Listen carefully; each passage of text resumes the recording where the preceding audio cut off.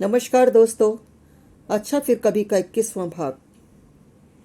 आस्था आगे कह रही है। बुआ से कागज लेकर मैं उल्टे पांव चल दी थी। कैंटीन में रानी मेरी प्रतीक्षा कर रही थी। विनीत टहल रहा था, शायद मेरे लिए। रानी ने पूछा, विनीत घर कब जा रहे हो? उसने पूछा, कैसे मालूम? पता नहीं, डिपार्टमेंट में लोग बात कर रहे थे। मुझे बताया नहीं विनीत ने। मुझे लगा जैसे किसी ने मेरी जिंदगी का कोई हिस्सा अलग कर दिया हो। मेरा मूड बुरी तरह उखड़ गया था। मुझे उन लोगों की बातों में मज़ा नहीं आ रहा था। मैं खो गई थी। मुझे लगा था जैसे मुट्ठी में से कुछ सरक गया है। मुझे विनीत की जानकारी में सब कुछ रखना है, लेकिन उसे नहीं। क्या यही समीकरण है? लगा जैसे वह समीकरण जो तय था बिगड़ रहा है।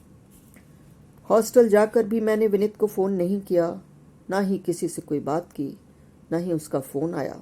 पता नहीं क्यों ऐसा लग रहा था उसने जानबूझकर मुझे बताए बिना घर जाने का कार्यक्रम बना लिया है।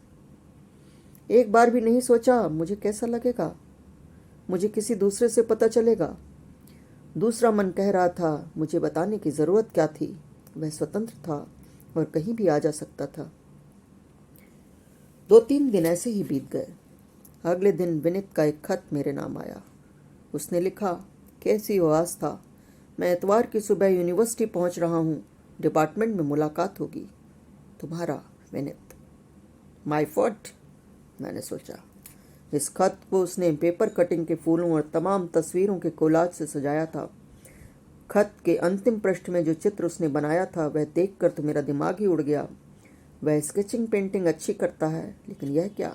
पानी की टंकी पर साथ गुजारे क्षणों, अपनी अनुभूतियों को उसने कागज पर उकेर दिया था। कुछ सेकंड के लिए मेरे माथे पर पसीना चल चला गया। खत मेरी मेज पर उड़ रहा था। मैं उसे उठाती थी, रखती थी और बार बार पढ़ती थी, बंद करती थी। प्राइवेसी में गुजारे गए क्षणों का रेखांकन खजुराहो की याद दिलाता था। वहाँ तो मूर्तियाँ हैं, लेकिन यह क्या? नया चित्रकार पैदा हो गया, वह भी पत्र के माध्यम से। हॉस्टल के पते पर। क्या उसे जरा भी संकोच नहीं हुआ? खट खट, दरवाजे पर आहट हुई। मैंने जल्दी से खत छुपाकर दरवाज़ा खोला। उषा सामने खड़ी थी। अरे पागल, मदन को जवाब क्यों नहीं देती? तुझसे परेशान होकर उसने मेरे पते पर तेरे लिए चिट्ठी भेजी है। उसने मुझे चिट्ठी दी, लेकिन मैं चुप थी। अरे बोलना, अच्छा दोस्त है मदन, मैंने कहा। देख उषा, तेरे लिए अच्छा होगा, मेरे लिए हर दोस्ती की एक सीमा होती है। वह बोली। अरे गुस्सा क्यों करती है? मैंने कहा। तरह तरह के फोटो मांगता है, एक भेजो उसका काम नहीं चलता। तूने भेजा ना? क्यों भेजूं? अब समझी, तूने तो बढ़िया चौपसी कर दी उसकी। मज़ा आ गया। हम मुझसे चाहता है मैं तुझे फुसलाऊं। हमने उधर की बातें की, चाय पी और वह चली गई।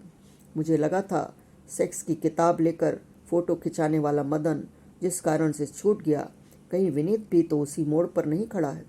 उषा के जाते ही मैंने फिर उसके स्केच पलटे पलटे। अंततः मेरे मन ने तय कर लिया, ये सब स्केचेस भेजने के बावजूद उसके खत में लिखा था, तुम्हारा विनीत। इस एक शब्द तुम्हारा ने मेरा सारा गुस्सा उड़ा दिया। मन के किसी कोने में वे रेखांकन मुझे अच्छे भी लग रहे थे। हाँ ना के बीच डोलता मेरा मन अंततः बेसब्री से इतवार के आने का इंतज़ार करने लगा। दिमाग कहता था नहीं, मगर दिल के हाथों मजबूर थी। मदन की चिट्ठी पर विनीत की चिट्ठी भारी थी। पॉजिटिव आस्था। 3 बजे के करीब इतवार होने के बावजूद मैं डिपार्टमेंट जा रही थी। मुझे लग रहा था कहीं मैं लेट न हो जाऊं। निकलते ही हॉस्टल की सीढ़ियां चढ़ते मुझे विनीत मिल गया। लगता था ट्रेन से उतरकर फ्रेश होकर सीधा यहीं चला आ रहा है। हम साथ साथ चलने लगे, चुपचाप बेआवाज। हम दोनों डिपार्टमेंट के पिछवाड़े बैठ गए। छुट्टी का दिन था, आसपास कोई नहीं था। मुझे बात करने का मन नहीं था, चुपचाप बैठी थी। विनीत ही कुछ ना कुछ बोले जा रहा था। मैं कह रहा था, आस्था, उस रात मैं चला तो गया, मगर ऐसा लग रहा था कि तुम्हें पहले से न बताकर मैंने बड़ी गलती कर दी है।